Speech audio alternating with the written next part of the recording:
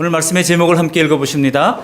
내 양은 나를 따르느니라. 내 양은 나를 따르느니라. 우리 주님께서 27절에서 오늘 말씀하셨는데요. 이것을 제목 삼아 우리가 잘 따르는 양이 되기 위해서 어떻게 해야 할 것인가, 세 가지 대지로 말씀을 나누려고 합니다.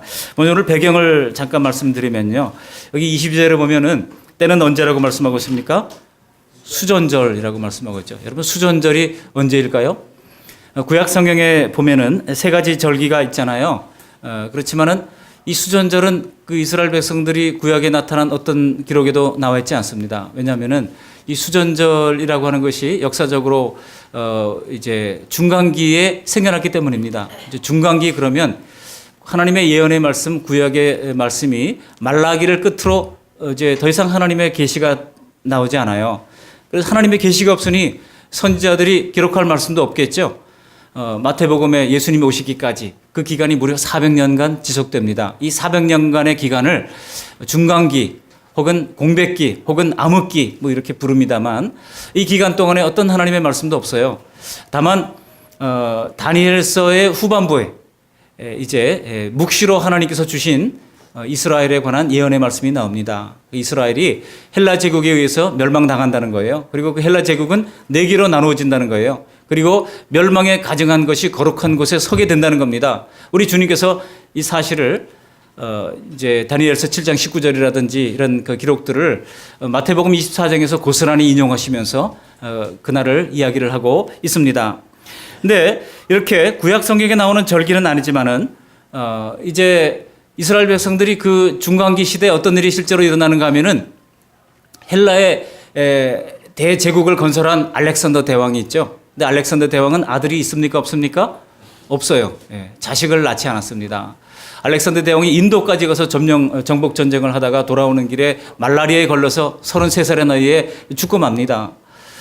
젊은 나이에 죽죠. 그리고 아들이 없으니 그 제국을 누구에게 나눠주는가 하면 이제 함께 정복 전쟁에 참여했던 4명의 장군들에게 그 나라를 다 쪼개서 나눠주게 됩니다. 그 중에 대부분의 지역을 차지했던 그 이제 사람이 바로 셀류쿠스라고 하는 장군입니다. 오늘날 터키의 대부분 지역, 또 이란의 대부분 지역, 이 지역을 다 셀류쿠스라고 하는 장군이 차지를 하게 되죠. 나머지 세 나라를 다 합쳐도 이 땅을 다 커버하지 못할 정도로 넓은 지역을 셀류쿠스가 차지하게 됩니다.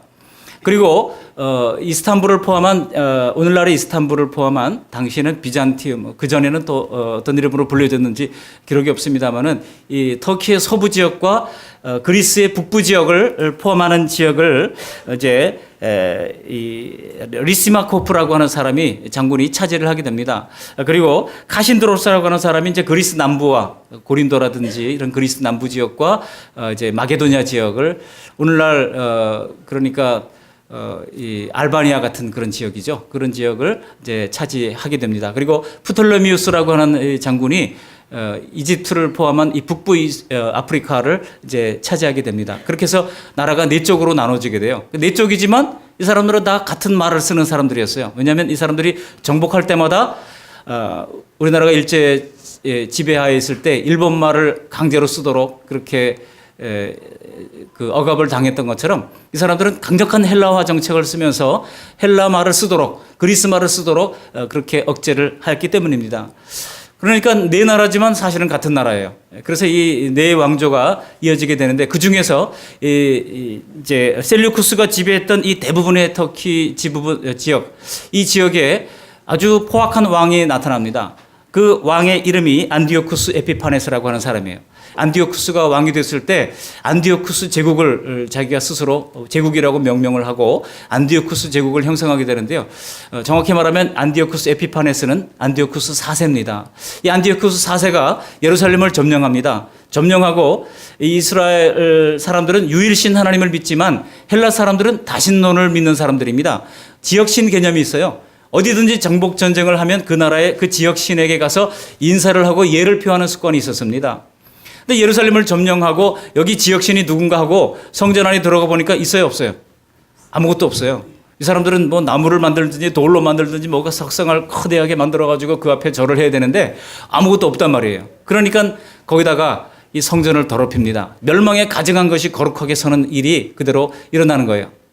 우리가 이 다니엘서 후반부를 읽어보면은요, 야, 성경의 예언이 이토록 정확하구나라고 하는 것에 머리가 쭈뼛 서면서 전율이 날 정도입니다.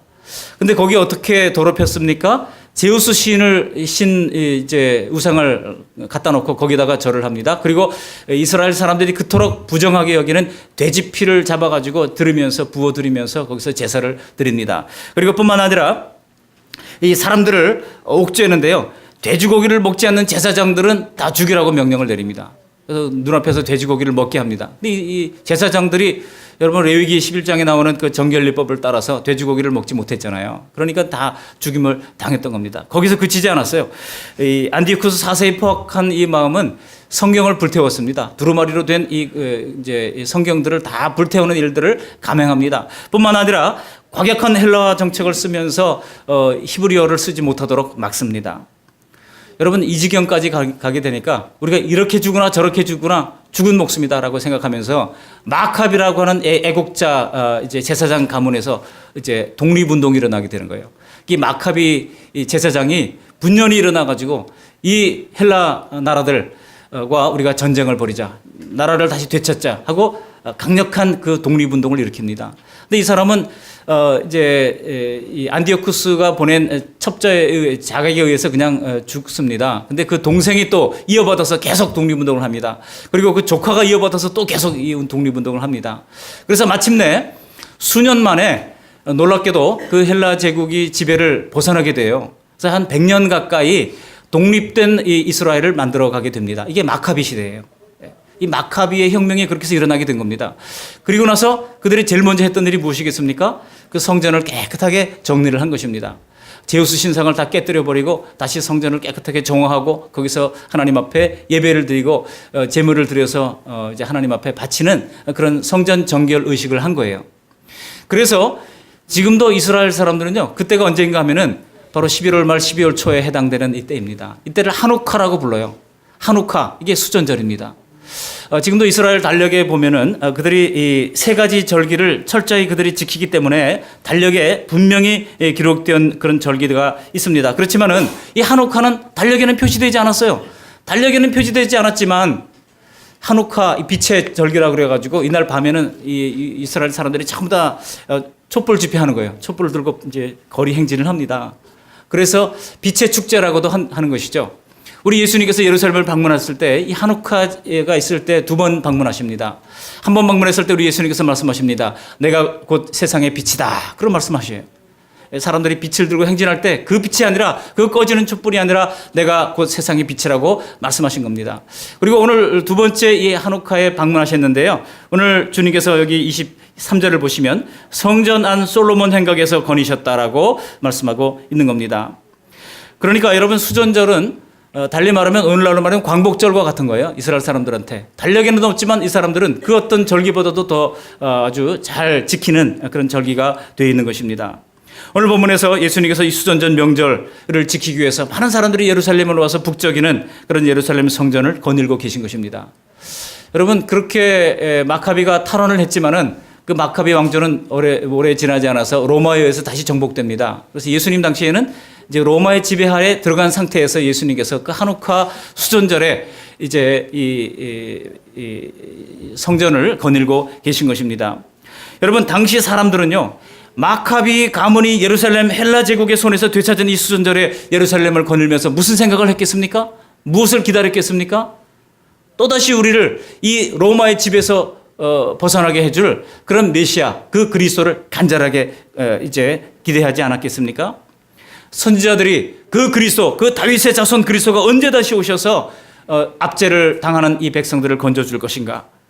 로마 제국을 심판하고 마카비 혁명 때와 같은 그러한 완벽한 다윗 왕국의 번영을 누릴 그리스도의 날이 언제 올 것인가? 사람들은 초미의 관심사를 가지고 기다리고 또 기다리고 있었던 것입니다. 이심전심으로 누가 물어보지 않아도 다 그런 마음으로 가득했던 그런 시기였습니다. 오늘날 혹시 어제 광화문 광장에 갔다 오신 분들은 아실 거예요. 사람들이 마음이 다 똑같아요. 이심전심입니다.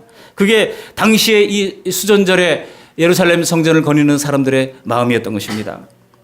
그러므로 그들의 시선은 자연스럽게 당시 메시아 열풍을 일으키고 있었던 예수님에게로 향하고 있을 수밖에 없었습니다. 저는 오늘 말씀을 가지고 예수님을 따르기 위해서 어떻게 해야 되는가?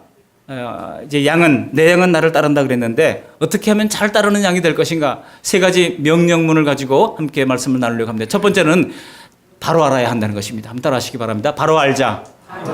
여러분 바로 알아야 됩니다. 뭐를 바로 알아야 할까요? 여기 24절 말씀 한번 보시면 이제 주변의 사람들이 성전에 오신 예수님을 보고서 예수님께 몰려와서 거칠게 질문 공세를 하는 장면이 나옵니다. 우리 24절 말씀을 함께 읽어보십니다. 유대인들이 에워싸고 이르되 당신이 언제까지나 우리 마음을 의혹하게 하려 하나이까? 그리스도이면 밝히 말씀하소서 하니. 과연 예수님이 이 땅에 오신 그리스도가 맞느냐 하는 거예요. 그 정체를 좀 밝히 말씀해달라고 하는 것입니다. 아주 강력한 요구입니다. 마치 오늘날 기자들이 막 달려와가지고 당신이 과연 그랬습니까? 라고 최씨 일가에 막 그 질문하는 것과 비슷한 이제 현상을 생각하시면 됩니다. 그들이 에워싸고 이러면서 마이크를 들이대면서 당신이 과연 뇌물을 받았습니까? 라고 말하는 것과 비슷하게 당신이 과연 그 그리스도가 맞습니까? 라고 정체를 밝히라고 얘기를 하는 것이죠. 왜 그렇습니까? 궁금했기 때문에 그런 것입니다. 예수님이 과연 그 그리스도인가 아닌가? 그것이 당시의 백성들에게는 너무나 초미한 관심사가 되어 있었던 것입니다. 여러분, 우리가 세상에 질문할 것들이 많잖아요. 호기심 참 많잖아요. 그래서 궁금한 것들 사람들이 있으면 바로 뭐를 찾아봅니까? 내 선생 찾아보더라고요. 요즘은 네이버 선생한테 찾아보면 친절하게 조리하는 법도 이렇게 해라 저렇게 해라, 또 옷을 개는 방법도 아주 1초 만에 갤 수 있는 꿀팁 이런 것들 내 선생이 잘 가르쳐 줘요. 모든 인간이 사실 가장 궁금하게 여기면서 질문해야 할 질문이 있다면은, 여러분, 과연 예수님이 하나님의 아들 그리스도인가? 인생을 복되게 살려면요, 좋은 질문을 잘해야 합니다. 우리 학생들이 공부를 잘하기 위해서도 질문을 잘해야 되잖아요. 우리 인생을 바르게 살려고 해도 질문을 잘해야 합니다. 여러분, 가장 복된 질문이 예수님이 과연 그 그리스도인가를 우리가 질문해야 할 줄로 믿습니다. 만일 과연 예수님이 그 하나님이 보내신 그 그리스도가 맞다고 하면 우리 눈에 보이지 않는 하나님의 존재는 분명히 입증되는 것이고, 하나님이 말씀하신 그 모든 성경의 내용이 사실로 확정되는 것입니다. 여러분, 이 유대인들의 질문에 대한 예수님의 답변은 오늘날 우리에게 그리고 모든 사람에게 주시는 답변이기도 합니다. 오늘 이 말씀을 통해서 예수님을 더 분명히 알고 믿음을 다지는 시간이 되시기를 바랍니다. 이 사람들의 거친 질문에 대하여 우리 예수님이 이렇게 말씀하십니다. 25절 말씀을 함께 읽어보시겠습니다. 25절, 예수께서 대답하시되 내가 너에게 말하였으되 믿지 아니하는도다. 내가 내 아버지의 이름으로 행하는 일들이 나를 증거하는 것이거늘. 여기 전반절에 뭐라고 그랬어요? 내가 너에게 이미 말했다는 겁니다. 달리 말하면 내가 그 그리스도 맞다는 거예요. 내가 이미 말하지 않았느냐? 내가 바로 그 그리스도라고 하는 얘기입니다. 이미 예수님께서 하신 말씀으로도 충분히 그리스도이심을 증명하기가 충분하고도 남는다는 얘기입니다.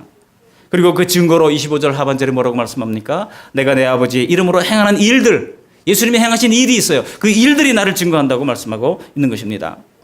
그냥 예수님께서 아픈 사람 좀 고쳐주고 배고픈 사람 오병이어로 먹여주고 그 정도가 아니었어요. 주님 중심 사역은 무엇입니까? 주님의 중심 사역은 그저 위로하고 치유하는 사역이 전부가 아니었습니다. 가장 중심 사역은 구약 성경에 예언된 그 그리스도의 증표를 이루시는 일이었어요. 내가 바로 그 그리스도다. 그것을 이루기 위해서 주님께서는 구약 성경 말씀대로 행하셨던 것입니다. 이사야서 53장에 보면 상한 갈대를 꺾지 아니하시고 꺼져가는 등불을 끄지 않고, 그 말씀을 이루기 위해서 주님께서는 그렇게 꺼져가는 등불들을 주님께서 위로하시고 살려내시고 회복시켜 주셨던 것입니다. 어린 양을 품에 안으셨습니다. 젖먹이는 어린 양을 온순하게 인도한다는 그런 이사야의 예언에 꼭 맞는 분은 오직 예수님밖에 없는 것입니다. 여러분, 인류 역사에 그런 지도자는 없었어요. 예수님이 유대 사회에서 보여주신 수많은 이적들은 바로 예수님이 구약의 역사를 통해서 오랜 세월 예언했던 바로 그 그리스도, 그 메시아가 바로 예수님이라고 하는 사실을 증명하기에 충분한 것입니다. 하나님께서는 구약 예언의 말씀들을 통해서 누구나 예수님의 말씀과 행동을 보고 그리스도를 알아보도록 분명히 계시해 놓으셨어요. 핑계할 수 없을지니라, 핑계할 수 없게 하셨다는 거예요. 그래서 오늘 본문에서도 예수님의 기적을 본 사람들이 이렇게 이야기를 합니다. 오늘 본문 앞부분을 보면은요, 사람들이 어떻게 술렁거린가를 보여주고 있는 구절들이 많은데 한번 찾아보도록 하겠습니다. 먼저 6장 14절로 앞으로 넘겨서 읽어보시겠습니다. 요한복음 6장 14절입니다. 함께 읽습니다. 그 사람들이 예수께서 행하신 이 표적을 보고 말하되 이는 참으로 세상에 오실 그 선지자라 하더라. 그 선지자를 오랫동안 기다려왔는데 이는 이 예수님의 말로 그 선지자라 하고 사람들이 술렁이면서 말을 했다는 거예요. 또 보시겠습니다. 7장 31절. 요한복음 7장 31절입니다. 함께 읽어보십니다. 무리 중에 많은 사람이 예수를 믿고 말하되 그리스도께서 오실지라도 그 행하실 표적이 이 사람이 행한 것보다 더 많으랴? 사람들이 놀랐습니다. 야, 이분이 그리스도인지 아닌지는 모르겠지만 정말 그리스도가 온다 할지라도 이 사람보다 행한 표적이 더 많겠느냐? 그렇게 얘기하는 사람들이 있었다는 겁니다. 또 7장 40절 말씀도 함께 읽어보실까요? 7장 40절. 이 말씀을 들은 무리 중에서 어떤 사람은 이 사람을 참으로 그 선지자라 하며 여러분 이 유대인들의 반응을 보십시오. 이런 반응들을 보면은 이 유대인들도 다는 아닐지라도 상당히 많은 사람들이 예수님이 그리스도라고 하는 그런 것을 분명하게 믿었다는 사실을 보여주고 있습니다. 여러분, 우리는 기독교가 무엇입니까? 예수님을 그리스도로 믿는 종교가 기독교 아니겠습니까? 기독이라고 하는 말이 그리스도라는 뜻이잖아요. 한문으로. 네? 그리스도를 기독으로 이제 이 중국식으로 표현을 한 거예요. 기독교는 예수가 그리스도다. 그것을 믿는 종교가 바로 기독교예요. 복 받는 종교는 부차적인 것입니다. 가장 중요한 것은 예수님을 그리스도로 받아들이는 것이 바로 기독교라고 하는 사실이에요. 예수님이 분명히 그리스도인 줄 믿습니다. 근데 그럼에도 불구하고 유대 지도자들은요, 믿지 못한 채 계속해서 똑같은 질문을 반복했던 거예요. 우리에게 증거를 보여주십시오. 당신이 그리스도인 것을 우리에게 확실히 표적을 보여주십시오. 계속 반복해서 이야기를 했던 것입니다. 그 이유가 뭡니까? 이유가 뭐겠습니까? 처음부터 믿을 마음이 없었다는 거예요. 처음부터 믿을 마음이 아예 없었기 때문입니다. 당시 사람들이 예수님께 계속 증거를 요구하다가 어떻게 됐습니까? 결국은 예수님을 십자가에 못 박아서 이제 죽이게 만들었던 것입니다. 왜 그렇습니까?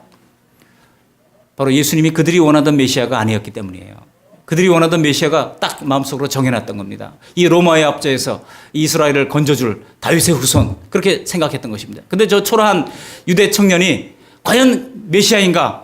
과연 로마의 압제에서 이스라엘 백성들을 구원해낼 백성인가? 그런 사람인가? 그들이 혼돈을 했다는 것입니다. 그래서 이스라엘을 열방 가운데 선망하는 나라, 그리고 열방이 감히 함부로 할 수 없는 그런 두려운 나라, 그래서 굴복하는 그런 나라, 강성대국을 만드는 그런 나라를 이룰 그런 지도자인가? 그렇게 생각해 보니까 예수님은 아무리 봐도 아닌 거예요. 그런 의구심이 있었기 때문에 그들은 예수님을 버릴 수밖에 없었다는 것입니다.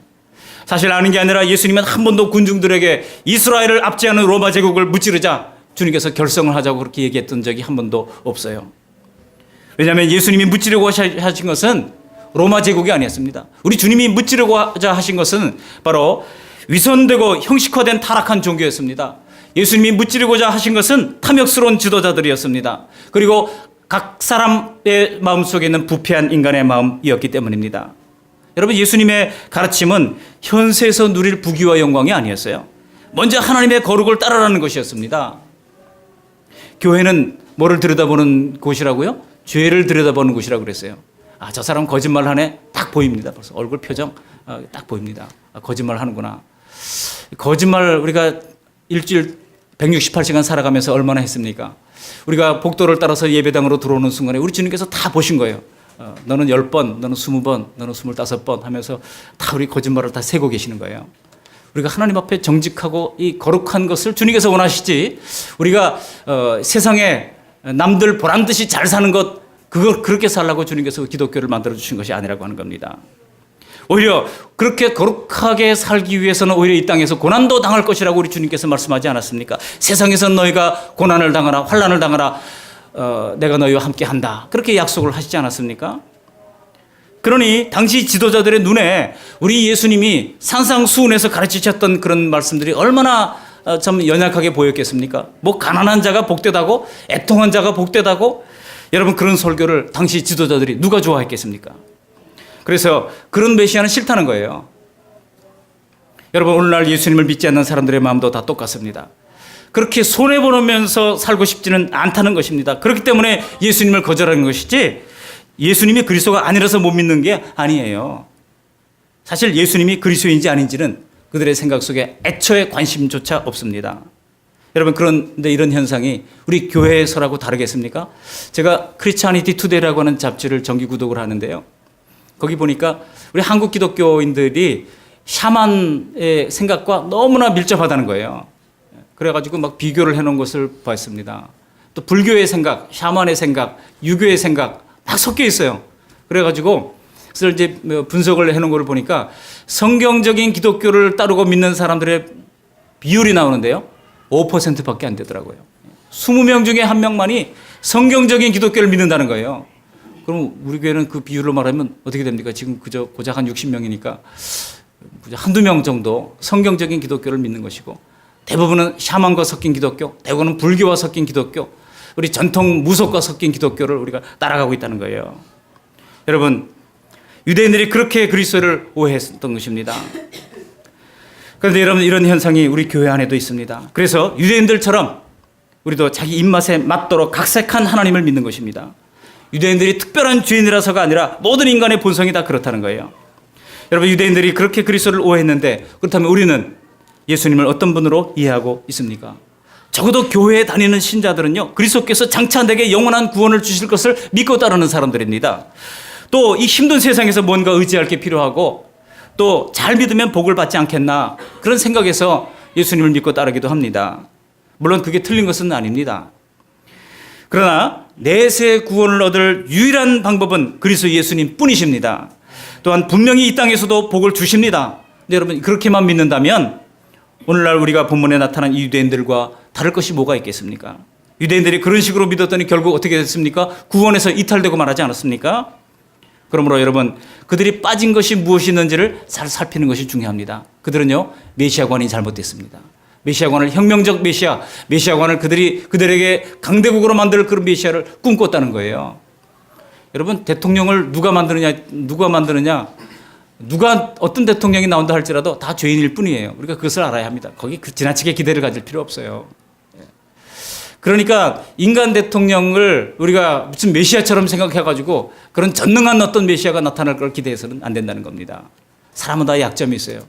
제가 한편으로는 사회정의가 살아야 되기 때문에 저도 제 마음이 광화문에 가 있었어요. 어제 저도. 그렇지만은 한편으로는 언론이 금도를 모른다는 생각이 들었습니다.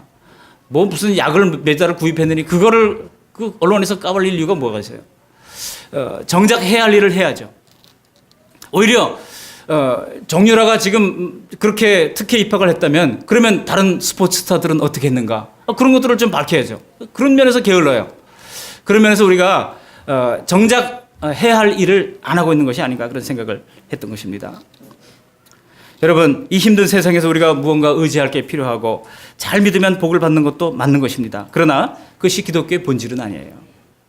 그래서 바로 예수님께서 죄인들을 위해서 목숨을 버리신다는 사실, 이것을 우리가 굳게 붙들어야 할 줄 믿습니다. 이 말은 달리 표현하면요, 내가 곧 죽을 죄인이라는 겁니다. 내가 죽어야 하는데 주님께서 나를 위해서 대신 죽었다는 거예요. 유대인들은 그 사실을 깨닫지 못했습니다. 우리가 선민이고 우리가 하나님을 믿으니 당연히 하나님께서 내게 복을 주셔야 하지 않겠는가, 그렇게 믿었지 죽을 죄에 대해서는 그들은 꿈도 꾸지 않았던 겁니다. 그러니까 예수님이 본문 바로 앞에서 뭐라고 그랬습니까? 요한복음 10장 11절에 이렇게 말씀하셨어요. 나는 선한 목자라. 선한 목자는 양들을 위하여 뭐를 버리거니와? 목숨을 버리거니와 그랬습니다. 목숨을 버리거니와. 그 말씀 자체를 그들이 이해하지를 못했던 거예요.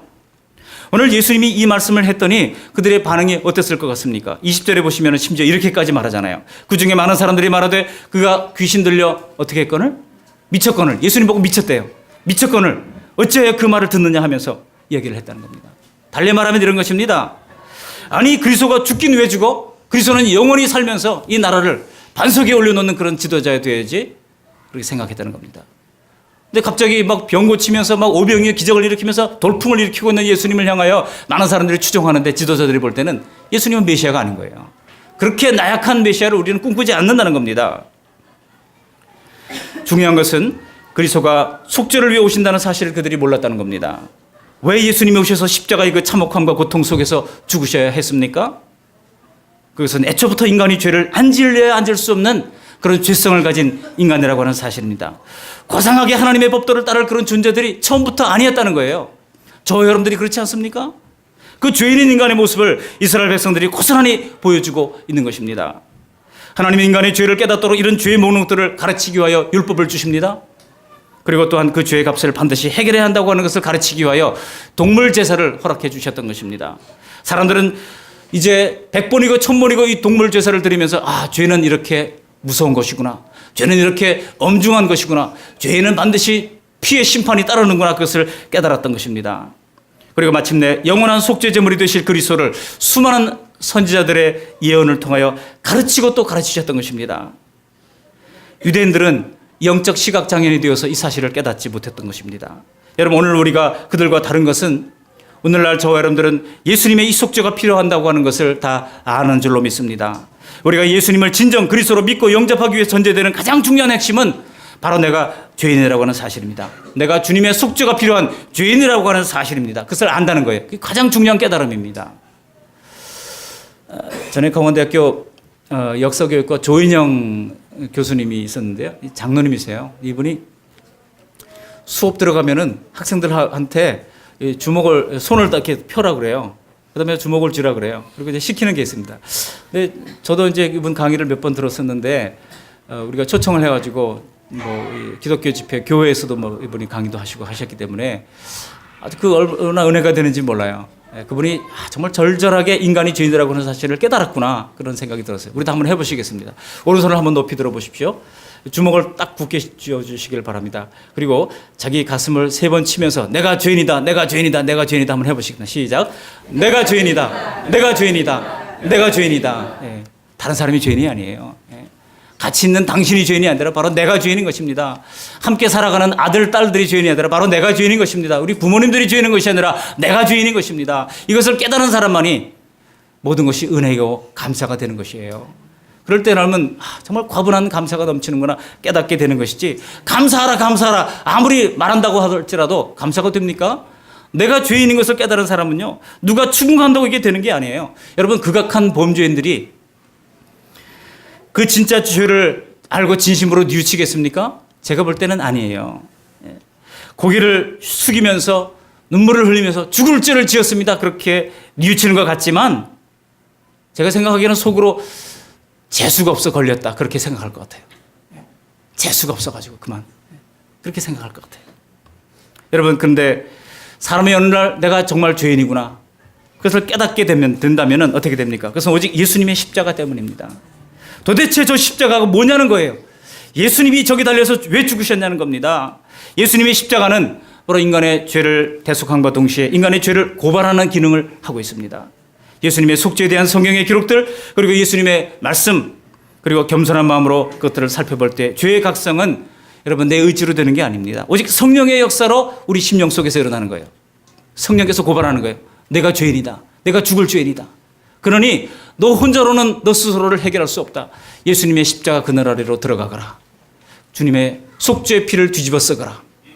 그래서 마침 그 6월절 때 그 어린 양의 피를 가지고 임방과 이제 문설주에 발랐더니 하나님의 심판의 사자가 지나간 것처럼 하나님의 엄중한 죄에 대한 심판이 우리를 이제 지나가게 됐다는 것입니다. 여러분, 성경에서 말하는 죄가 무엇입니까? 바로 하나님이 지금 내 앞에서 나타나셨다 하더라도 하나님 앞에 순복하지 못하는 이러한 반역성, 이것이 바로 죄의 근원인 것입니다. 그저 우리가 양심에 좀 걸리는 것이 있고 남들에게 좀 손가락질을 당하는 그런 부도덕한 죄가 좀 있다고 하는 것과는 근본적으로 다른 거예요. 그러니까 하나님의 간섭 없이 내가 내 인생을 내 멋대로 살고자 한다는 그것이 바로 모든 인간의 죄성의 본질입니다. 제가 어제 어떤 오페라 가수가 부르는 노래 가사를 이렇게 좀 들었어요. 어제 어머님 91세 생신이 있어서 가족들 모여가지고 서울을 갔다 왔는데요. 가는 내내 이제 같은 이 CD를 듣다 보니까 그 여가수가 노래를 부르는데 그 내용이, 가사의 내용이 그렇습니다. 이제부터는 내가 모든 걸 결정한다는 거예요. 내가 옷 입는 방법, 아이를 키우는 방법, 또 내가 무엇을 먹든지 몇 시에 일어날지 내가 결정한다는 겁니다. 이제부터는 내가 결정해. 가사가 얼마나 요즘 젊은이들의 마음을 뜨겁게 할 만한 그런 내용들이에요. 근데 여러분, 하나님 간섭 필요 없다는 거예요. 이제는 내가 다 알아서 한다는 겁니다. 놀랍게도 성경은 그것이 바로 우리의 죄의 근원이라고 말하고 있다는 것입니다. 하나님 간섭하지 마세요. 내 인생 내가 살게요. 내가 알아서 해요. 내게 뭐래 이래라 저래라 말하지 마세요. 이것이 여러분 죄의 가장 근본적인 근원이라고 하는 것입니다. 많은 사람들은 그렇게 생각합니다. 하나님께서 내가 힘들 때 조금 도와주는 것 정도까지는 괜찮겠지만 주님께서 내 마음의 집에 들어오셔서 내가 통치하고 다스리겠다. 진분석까지 내놔라. 그렇게 하실 때 우리는 어림도 없는 소리라 그러면서 움켜쥐고 예수님을 내 마음의 집에서 몰아내는 것입니다. 그게 바로 죄성이에요. 우리가 이 사실을 매일 인정하고 예수님의 속죄를 우리가 되새기지 않는다면 어느 순간 우리는 당연히 하나님께 복받을 권리가 있는 자인 줄 알게 되는 것입니다. 솔직히 우리가 뭐 그렇게 복받을 만한 사람들입니까? 하나님 앞에서 하나님의 말씀의 거울로 비춰볼 때 우리는 너무나 다 연약한 존재들이지 않습니까? 저희 어머님 집에 고양이를 키우는데요, 17년 된 고양이입니다.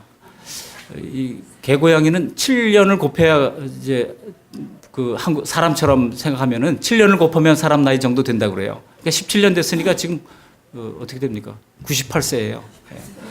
98세 된 고양이가 어슬렁거리는데 이 사람이 지나가도 아주 얼마나 거만을 떠는지 쳐다보지도 않아요. 쳐다보지도 않고 고고하게 아주 어슬렁어슬렁 움직이는데 아주 그렇게 거만할 수가 없어요. 근데 제가 야, 이게 참 저 친구가 저게 자기가 주인처럼 행세하네 그런 생각이 들 때가 있었는데 아는 게 아니라 애견인들 말을 들어보면 그렇다더라고요. 애견인들 말에 걔가 지나치게 사랑을 받고 사람의 대접을 그런 오랫동안 받다 보면은 자기가 사람인 줄 알고 거만해진다는 거예요. 여러분, 사람이 하나님의 은혜를 당연시하다 보면은요, 나중에는 하나님을 무슨 알라딘의 램프에 나오는 요정처럼 생각하는 거예요. 내가 비비기만 하면 나타나서 주인님 뭘 도와드릴까요? 말씀만 하옵소서. 그렇게 하는 요정처럼 생각한다는 것입니다. 여러분, 우리가 하나님을 그렇게 생각한다면 그것은 매우 변질된 하나님 인식인 것입니다. 그러다 보니 어려운 일을 만나고 좀 일이 안 되면 하나님 나한테 왜 이래요? Why me? 하면서 하나님 앞에 대항을 하는 것입니다. 원망합니다. 시험에 듭니다. 그리고 또 때로는요, 조그만 하나님 앞에 헌신하면 마치 하나님이 내게 빚진 자인 것처럼 하나님 앞에 이제 요구를 하는 그런 것들을 볼 수가 있습니다. 그러다 우리가 예수님을 믿고 하나님을 섬겨드리기 때문에 하나님이 내게 맞춰주셔야 한다는 생각은 잘못되어도 한참 잘못된 신앙인 것입니다. 우리가 받은 은혜 중에 가장 큰 은혜가 있다면 그것은 나를 창조하신 주인을 거역하고 내 마음대로 살겠다는 자세야말로 내 안에 있는 가장 심각한 죄이다. 이것을 깨달은 은혜입니다. 유대인들은요, 자기들은 제사를 드리고 아브라함의 자손이고 또 하나님을 잘 믿으니 그리스도가 나타나서 우리를 구원해 주는 것이 당연하다고 생각했어요. 그것도 그들이 제물을 드릴 때 눈먼 것, 가치 없는 것, 이제 형식적인 제사를 드리면서 돌아서서는 하나님을 안 믿는 이방인들보다 더한 죄를 지으면서도 그런 생각을 버리지를 않았던 것입니다. 여러분, 그런데 바로 이것이 오늘날 많은 현대교회의 모습과 너무나 닮아있지 않습니까? 사랑하는 성도 여러분, 오늘 하나님을 예배하기 위하여 교회로 잘 오셨습니다. 수많은 유혹거리가 있었음에도 불구하고 먼저 우선순위를 주님 앞에 드린 여러분들을 축복합니다. 우리가 하나님 앞에 나아갈 때는 먼저 하나님의 통치를 거역한 나의 흉악한 죄를 아들을 대신하여 심판하신 대가로 용서하신 그 헤아릴 수 없는 은혜를 앞세우고 나가야 합니다. 오늘 본문에서 수전절을 맞이한 유대인들은 성전을 사수하기 위해 피 흘려 싸운 선조들의 충성을 자랑하면서 그리스도가 오신다면 당연히 복을 주셔야 한다고 생각하고 있었습니다. 그러나 자신이 죄인이라고 하는 것은 진정으로 각성한 사람에게만 진짜 그리스도가 필요한 것입니다. 이런 사람들에게는요, 좋을 때나 나쁠 때나 풍족할 때나 빈곤할 때나 내게 주신 모든 것이 너무나 과분하고 감사하다는 생각 때문에 더욱더 믿음으로 충성스럽게 주님을 따르는 자가 되는 것입니다. 근데 예수님이 유대인들을 끝까지 믿지 않은 것에 대해서 아주 의미심장한 말씀을 하시는 것이 나옵니다. 우리 26절 말씀을 함께 읽어보시겠습니다. 26절 시작. 너희가 내 양이 아님으로 믿지 아니하는도다. 어휴, 깜짝 놀랄 만한 선언입니다. 폭탄 선언입니다. 너희가 나를 믿지 않는 것은 실은 너희가 내 양이 아니기 때문이라는 거예요. 여러분, 오늘날 한국 사회에서 예수님 모르는 사람은 거의 없습니다. 80년대, 90년대까지만 하더라도 거리를 지나가다 보면요, 한 블록 지나지 못해서 예수 믿으세요 하고 전도하는 그런 수많은 교회 사람들을 만났습니다. 요즘에는 조금 다릅니다만 어떻든 그런 극성스러운 전도 덕에 집안마다 예수 믿는 사람이 한 사람도 없는 집은 거의 없게 됐어요. 뭐 사돈의 팔촌 중에 꼭 한 명씩은 목사님도 있고요, 장로님도 있고 권사님도 있게 됐습니다. 그러다 보니 명절 때마다 가족들 모이면은 제사를 지내야 하느냐, 예배를 드려야 하느냐, 그것서 의견이 대립되는 경우도 많습니다. 예수님을 거부하는 사람들은요, 아니 예수님이 무슨 나쁜 짓을 한 사람도 아니고 인류사적으로 4대 성인으로 추앙받는 그런 분인데도 불구하고 도대체 마음을 굳게 닫고 마음을 열지를 않습니다. 그 닫혀있는 사람의 마음이 뭐 철옹성이 따로 없습니다. 그 마음의 빗장 열기가 노성벽 무너뜨리기보다 더 어려운 거예요. 그런데 오늘 예수님의 말씀은 아주 충격적입니다. 그들이 예수님 믿지 않는 것은 사실 그들 스스로가 판단을 해가지고 선택한 것 같지만 사실은 그게 아니고 예수님의 양이 처음부터 아니었기 때문이라는 거예요. 그 사람은 스스로 하나님 판단해서 자기가 당당하게 믿지 않기로 선택했다고 생각할지 모르지만 그게 아니라 내 양이 아니기 때문이라는 것입니다. 여러분, 예수님의 양이 된 것을 축하합니다. 세상 만물이 창조주께서 부어주시는 은택과 영광의 빛을 기쁘게 받아들이면 여러분 얼마나 아름답고 영광스럽고 풍성한지 모릅니다. 이 만물을 보면 하나님이 영광의 광채를 반영하는 것을 볼 수 있지 않습니까? 그런데요, 이 하나님의 은혜의 영광을 반영해야 할 인간이, 만물의 영장으로 지은 인간이, 하나님의 창조의 하나님의 그 모습을 반영한 인간이 유일하게 하나님을 반역하고 하나님을 대적하는 그런 존재가 되었다고 하는 것은 얼마나 슬픈 일입니까? 예수님은 말씀하셨잖아요. 솔로몬의 입은 모든 영광으로도 들의 백합화만 갖지 못하다고 말씀하시지 않았습니까? 오늘 우리가 예수님 앞에 나와 그 은혜와 영광으로 살게 된 것은 우리가 주님의 양이기 때문인 줄 믿습니다. 그래서 여러분 잘 알아야 됩니다. 뭘 알아야 됩니까? 예수님의 오신 목적을 알아야 하고 우리의 죄성을, 우리의 죄인됨을 알아야 합니다. 그래야 여러분 은혜가 되고 감사가 터져나오게 되는 것입니다. 두 번째 명령이 있어요. 두 번째 명령은요, 들으라는 명령입니다. 우리 27절 말씀을 함께 읽어보시겠습니다. 27절. 내 양은 내 음성을 들으며 나는 그들을 알며 그들은 나를 따르느니라. 여기 27절 전반절에 내 양은 내 음성을 어떻게 한다고요? 들으며 그랬습니다. 로마서 10장에 믿음은 어디서 난다고요? 들음에서 나며 라고 말씀합니다. 믿음은 들음에서 납니다. 잘 들어야 합니다. 요한계시록 1장 3절에 이 계시의 말씀을 읽고 듣고 지키는 자는 복이 있다고 말씀하고 있습니다. 하나님 말씀을 자꾸 들어야 돼요. 하나님 말씀을 반복해서 들어야 합니다. 그래서 교회 몇 년 다닌 거 가지고 기독교 모든 것을 다 아는 식으로 여러분 생각해서는 안 됩니다.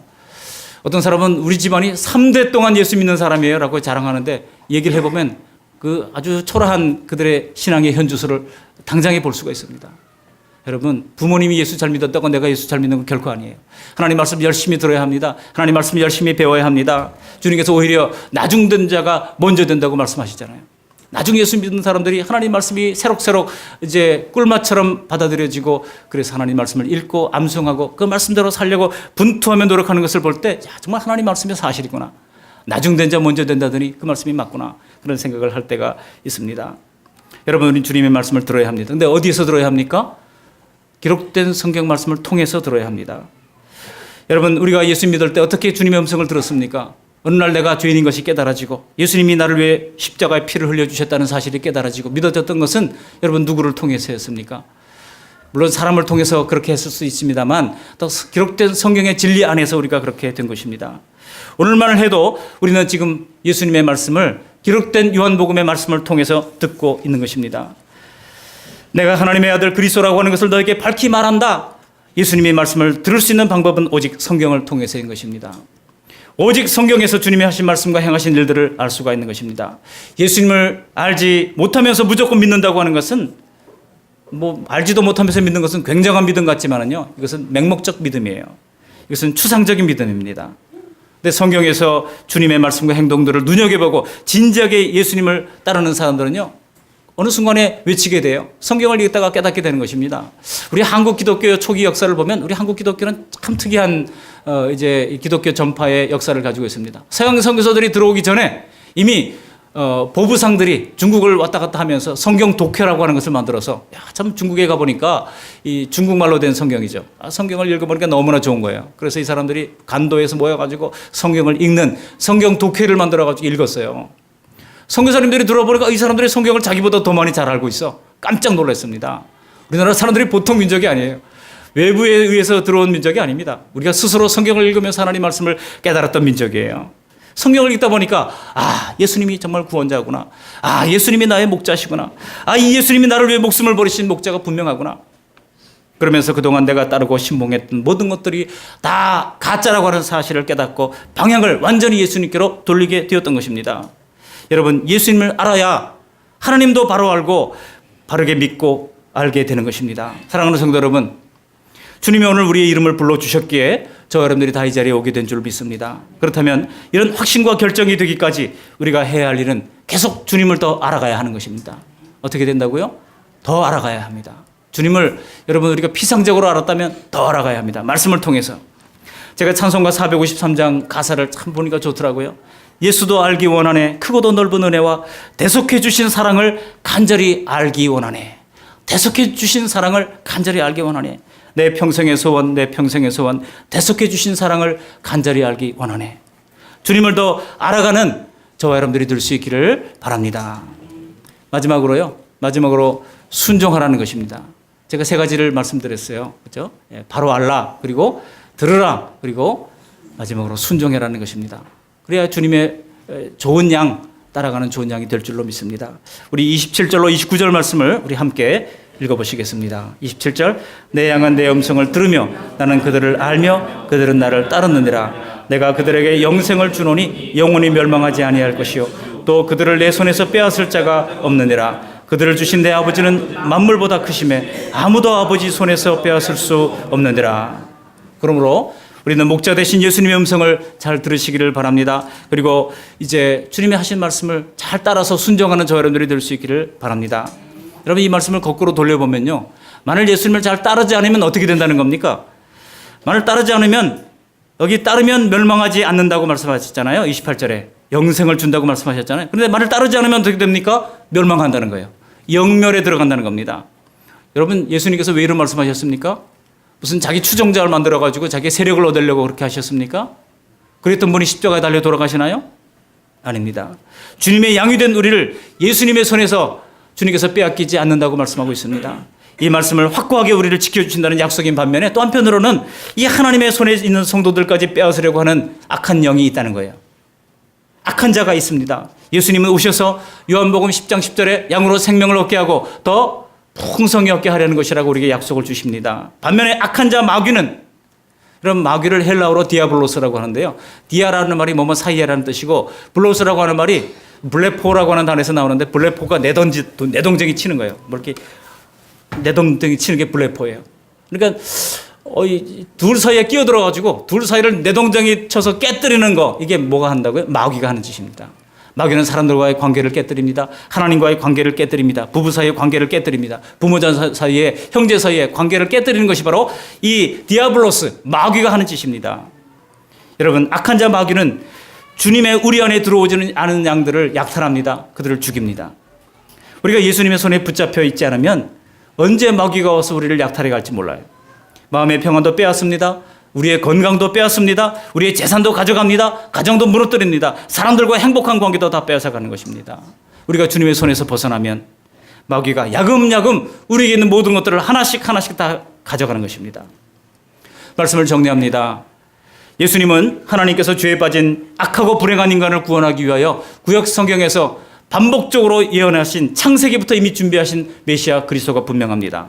그러므로 내 영혼을 가장 귀하게 여기시고 내 삶을 풍성하게 인도하시는 예수님을 목자로 믿고 따르는 좋은 양들이 다 되시기를 주님의 이름으로 축복합니다. 아멘. 고마우신 하나님 아버지, 수전절 제사를 드리고 할 일을 다 했다고 돌아가서 죄악 중에 살던 유대인들과 예수님의 양떼들은 다른 줄 믿습니다. 목자를 따르는 양이라면 그 음성을 매 순간 들으려 하고 그 음성대로 따라 살기를 기뻐하는 줄로 믿습니다. 하나님, 저기로 가면 절벽으로 떨어지니 가면 안 된다. 저기로 가면 양떼에서 멀어지니 늑대가 잡아간다. 저기로 가면 저것은 독풀이니 먹지 말아라. 오늘날 우리들에게도 하나님께서는 성경을 통해서 지속적으로 말씀해 주시는 줄 믿습니다. 미워하면 우리의 마음에 독이 되니 용서하라. 영양가 좋은 하나님의 말씀의 풀을 먹으라고 하십니다. 이런 음성을 매일 들으며 부지런히 예수님의 뒤를 따라가는 좋은 양떼들이 될 수 있도록 도와주셔서 들며 날며 맛있는 꼴을 먹고 영혼과 육체가 점점 강건해지고 삶이 윤택해지는 이생과 내생의 복을 받는 귀한 하나님의 백성들이 다 될 수 있도록 은혜를 베풀어 주시옵소서. 예수님의 이름으로 감사하며 기도드리옵나이다. 아멘.